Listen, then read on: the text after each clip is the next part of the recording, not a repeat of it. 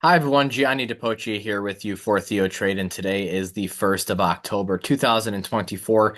We just wrapped up the month of September, which was a little bit stronger than expected given the historical tendencies of the month, as well as the third quarter, which came in and closed out in a pretty positive manner as well. So we're starting the fourth quarter of the year. We are on track for a pretty good calendar year for the stock market, but of course, it's imperative that we end on a strong note. Markets reacted over the last couple of days to a series of events. It's been a pretty intense week already in terms of news headlines and geopolitical events. Yesterday, we had Jerome Powell, Fed chair, come out and say that the Fed's in no rush to lower those rates. And right now, it looks like the next rate cut will still take place on the 7th of November, but it may only be a 25 basis point or a quarter of a percent cut. It's about a 60-40 chance right now. We know that can change, and it may very well change with this week's important labor market data. We have a new unemployment report set to be released on Friday. That could be very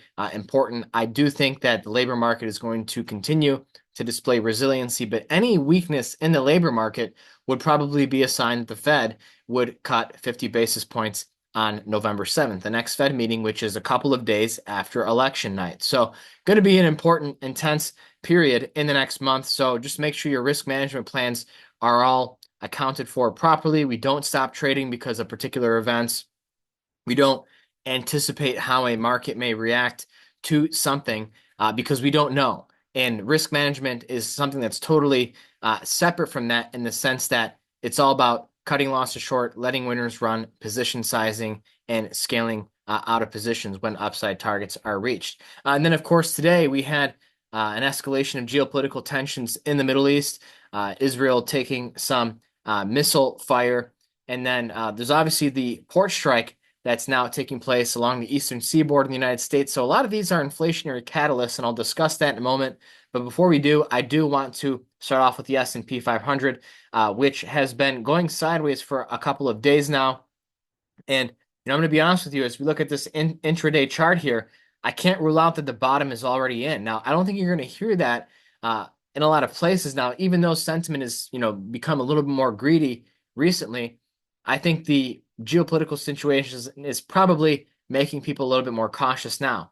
But we know that markets like to discount future events. And so I would not rule out the possibility of a low of significance being complete here. Of course, that is predicated on us closing up tomorrow. But if we do, and we can close near the highs of the day tomorrow, I would look for a continuation of the underlying bull trend. You take a look at the NASDAQ, this is the real opportunity for the NASDAQ here to resume its bullish impetus.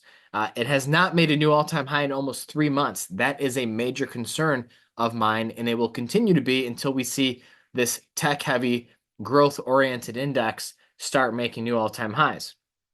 But I think there's some cyclical factors that could allow for a reset of momentum and prices to accelerate to the upside.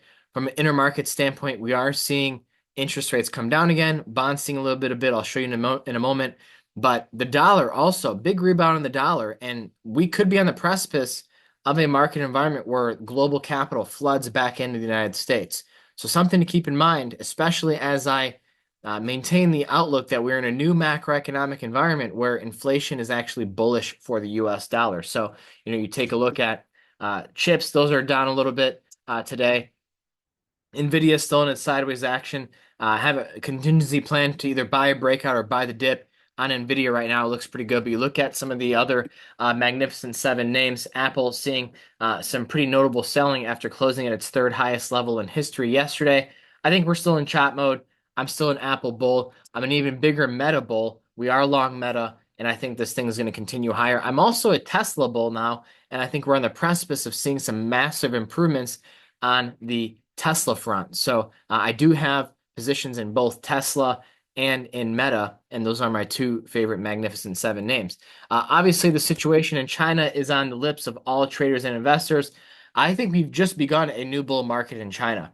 You take a look at FXI here, the large cap China ETF. This looks like a tremendous bargain, and time will tell whether it actually sustainably begins to outperform U.S. stocks. We have taken on a few trades for members, in the Theo Trade chat, starting off with Tencent Holdings.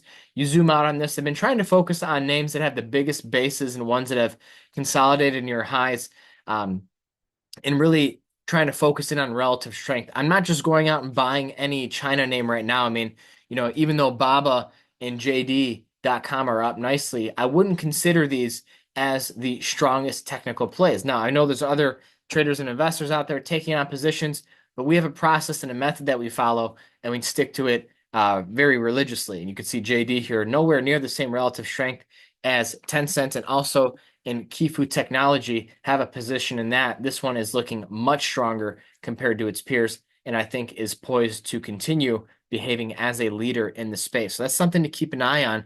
There is a cyclone heading towards Southeast Asia right now, so we'll see if that has any impact. But keep in mind that we did have the Chinese market closed. It opened back up, began to surge, and now we're actually going to another closure in a couple of weeks here, I think. So keep an eye on that. Now let's take a look at bonds and energy. So bonds seeing a nice bid being led by duration higher. So that is a good sign, generally maintains our bias that interest rates are going to fall into next year. But you take a look at crude oil here, quite the range day, a $5 range here in energy. Not that many opportunities that I'm watching carefully in the energy space, but I do like what's happening. On the energy front, though, interesting price action in some of these uranium names, Global Uranium ETF, CCJ seeing a nice bid, LEU, Centrus Energy did just take a position in nano nuclear energy today. I'm liking this one, small cap nuclear stock that I think could really start to benefit from, the use of data centers. You're seeing a lot of these nuclear power plants get brought back into commission and forming alliances and agreements with data centers and the AI, because the AI needs so much power. Speaking of the AI front, we still have that position in AppLovin in the AI Timing Webs portfolio. Big winner on that has been probably one of the best stocks to trade this year, performance on par with NVIDIA. So, there's no shortage of things moving in this market right now. Take a look at gold and silver, seeing a nice rebound there. Gold is leading to the upside. We would actually prefer to see silver lead, but a lot of the names that we've been talking about, AU, AEM, Royal Gold, they continue to look strong. Pan American Silver, Wheaton Precious Metals. So these are all names that have been very strong in the precious metal space, and I think we're still early in that environment, regardless of whether the dollar begins a big run again. Because you take a look here at the dollar index, this may have been a false breakdown, and as the saying goes, from false moves come fast moves. You take a look at the euro here. The fact that we never took out that high from July of 2023 says a lot. We made a slightly lower high, and if this is going to be a double top formation of the sort, not my favorite pattern to trade.